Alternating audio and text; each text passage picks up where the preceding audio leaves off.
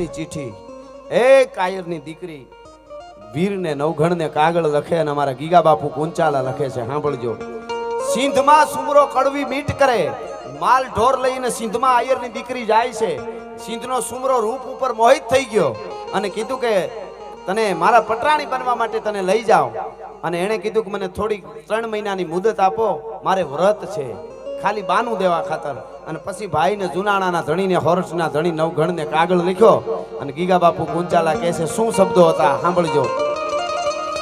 કઈ તરકાન મું પર નજર તાકીન વચન કફરા દેવલે સુનમી સાંભળીન બોલતા હલ રાય હું ધડકી રદે.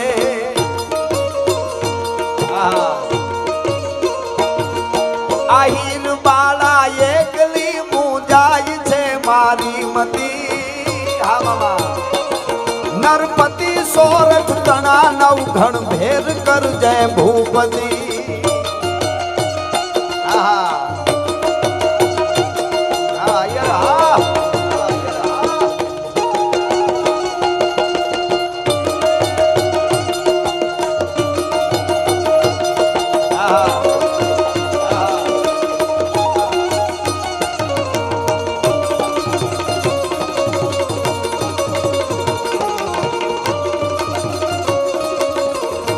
શબ્દો સાંભળજો, મજા આવશે. આ આપણું ધન છે એટલા માટે. વધુ જાણ હું લખતી નથી, નરપતિ સમરણ ન હોય તો તે વાત બોદર તણી યાદી હજુ દિલમાં હોય તો. બાપુ પટાધર તણી બેટી આજ ધીરજ ખૂટી દઈ ધ્રુજતી. નરપતિ સોરઠ તણા નવઘણ ભેર કર જય ભૂપતિ. એ મારી માવડીઓ દીકરીઓ નાની અહીં બેઠી હોય ને પગે લાગીને કહું, કોક દી તમારા 15-17 વર્ષ થાય ને બાપના ખોળામાં માથું નાખી અને હુઈ અને પછી બાપના મોટા સામું જોઈને એટલું કહેજો કે બાપુ તમને આટલી ઇજ્જત કમાતા કેટલા વર્ષ લાગ્યા. એ બાપ તમને કહેશે, તમને ખબર પડશે કે એને કેવડી મહેનત કરીને તમારા માટે કોના કોના ધક્કા ખાધા છે, કોના કોના અપમાન સહ્યા છે, કોના કોના જેને કહેવાય કામ કર્યા છે. એ બાપને ખબર હોય.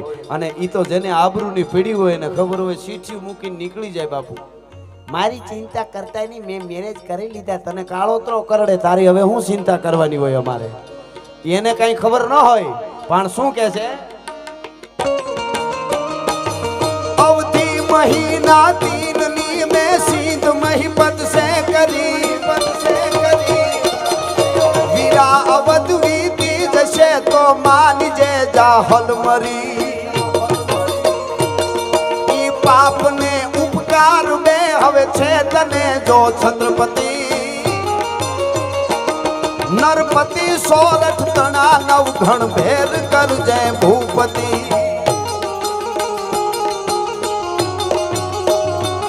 હવે માં એક બરાબર આમ જ રાખો.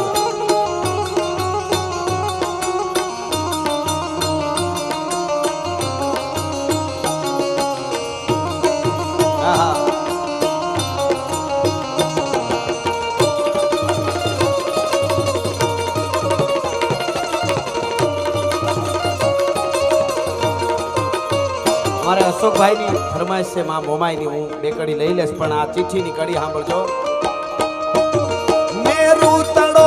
બાપ મારો જેનું પેટ સાયર ને બને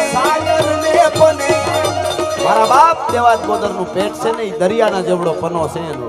ત્યારે આવડી મોટી વાત રહી ને, પોતાનો દીકરો દઈ દીધો યુવા ધન. સાંભળજો, જુનાગઢ ઉપર જ્યારે બાર ચડે અને રાજપૂતો છે એ કાયમ આવી જાય, રાજપૂતાણીઓ સતી થઈ જાય અને એકના એક 6 મહિનાના દીકરાને એક વાલ્મીકી સમાજનો ભીમડા નામનો રખેહર, એ વાલ્મીકી સમાજનો માણસ બજાર વાળવા વાળો હતો ને, એ હુંડલામાં વાલબાઈ વડારેને એને તેડી લીધો દીકરાને. વાલ્મીકી સમાજનો ભીમડો હતો, એને કીધું કે જુનાગઢના ઉપરકોટ બહાર કાઢી દે, હું તો માનીતી દાસી છું, મારી પાસે આ છોકરાને કોઈ ભાળી જાય તો રાજકુંવર છે મારી નાખે, તને કોઈ વાંધો ન આવે, તું તો બજાર વાળવા વાળો હુંડલામાં લઈને નીકળી જા.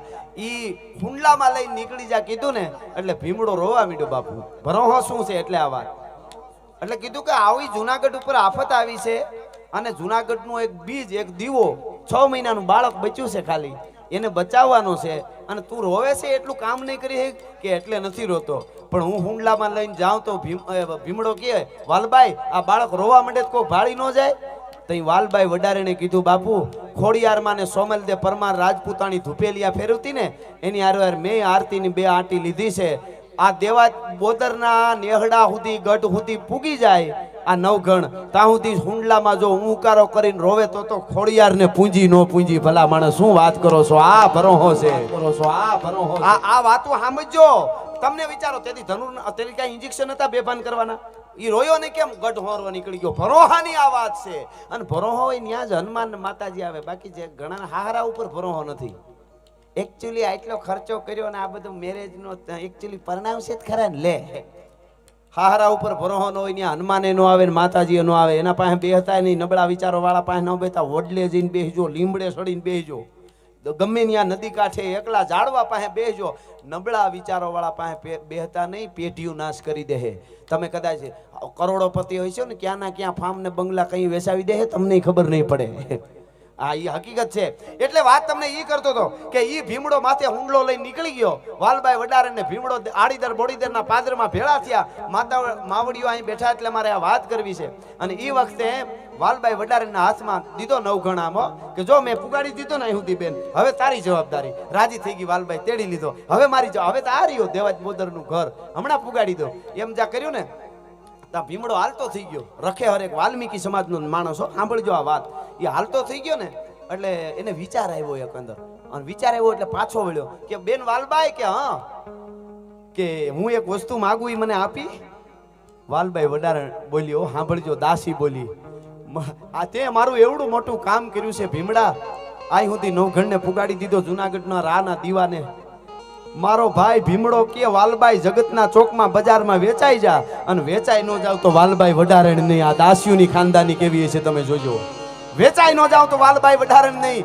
અને ત્યારે ભીમડાએ કીધું કે બેન તારા જેવી સતી નારીને વેચવાનું ન કહેવાય. કે તો કે તારા પાસે કટાર છે ને એ આપની. એ વખતે દાસીઓ ખાસ રાજની માનીતી દાસીઓ ને એ કડે કટાર રાખતી. કટાર બેનું દીકરીઓને કહું તમે રાખજો, કઈ ભૂંગણા ભટકાય કાંઈ નક્કી નહીં.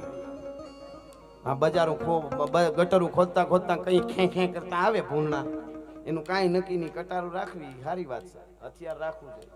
હા એ તો જનાવર ના થોડા જડાવાય, તમે સમજદાર છો એટલે વાંધો નથી. એટલે મૂળ વાત કરું, ભીમડાએ કીધું વાલબાઈ માગું કે હા કે કટાર આપ તારે. કે ભાઈ કટારને અટાણે શું કર્યું? તો વચન દીધા પછી પૂછવાનું ન હોય. અરે હાલે ને ભાઈ, એમાં હું લ્યો આ કટાર હાલે, કોનાની મૂછવાળી કટાર હતી. ઈ વાલબાઈ વડારે ભીમડાના હાથમાં આમ કટાર આપી, આપતાની હારે આમ કટાર લીધી, મ્યાન બહાર કાઢી ફાળાક કરતી મારી. ભીમડાએ પોતાના આંતરડા બહાર કાઢી નાખ્યા. વાલબાઈ વડારે રાડું મેડીને, અરે મારા વીર મારા ભાઈ, આ તે હું કર્યું? હું કામે મરી ગયો? હવે એક વાલ્મીકી સમાજનો દીકરો બોલ્યો, ઈ સાંભળજો, જુવાન બોલ્યો, ઈ સાંભળ. એને શું કીધું? બેન જુનાગઢના રાજનો દીવો છે નવઘણ, એને અહીં આડીદર બોડીદર મેં પુગાડ્યો. મેં આવડી મોટી વાત હારા હારાના પેટ ફાડી નાખે. હું તો નાનો માણસ, કોકદી કોકને કહેવાય જાય તો રાનો વંશ ઓલાઈ જાય, એટલે હું મરી ગયો. મારાથી કોકને કહેવાય જાય તો તમે વિચાર કરો. હા હારા હારાના પેટ ફાડી નાખે એવી વાત. એની પેલા હું એટલે મરી જાઉં છું કરીને છેલ્લા શ્વાસ છોડી દીધા. આના ઋણ આપણે શું ચૂકવી હકી? એટલા માટે અહીં કહે છે, વધુ જાણ હું લખતી નથી નરપતિ સમરણ નોય તો દેવાજ બોદર તણી યાદી હજુ દિલમાં હોય તો બાપુ પટાધર તણી બેટી ધીરજ ખૂટી દઈ ધૂજતી નવઘણ